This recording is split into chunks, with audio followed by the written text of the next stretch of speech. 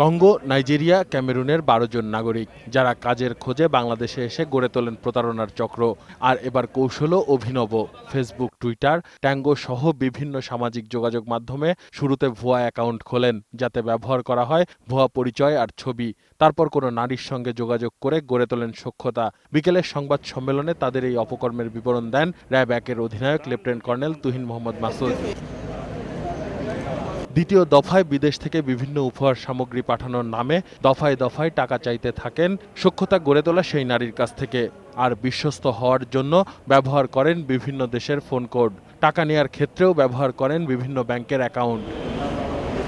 এ ধরনের অভিযোগের ভিত্তিতে রাজধানীর উত্তরা থেকে ১২ জন বিদেশি সহ এই প্রতারক চক্রের ১৪ জনকে আটক করে র্যাব। এই অপরাধ চক্রটি ইদানিং সক্রিয় হয়েছে। গত বেশ কয়েক বছর ধরে কিছু আন্তর্জাতিক সাইবার অপরাধ চক্র বাংলাদেশে বিভিন্ন ধরনের অপরাধ এবং এই ধরনের প্রতারণা কার্যক্রম চালিয়ে যায়। র্যাব জানায়, এই প্রতারক চক্রের নেটওয়ার্ক দেশ ও দেশের বাইরে সমানতালে প্রতারণা করছে সাধারণ মানুষের সঙ্গে।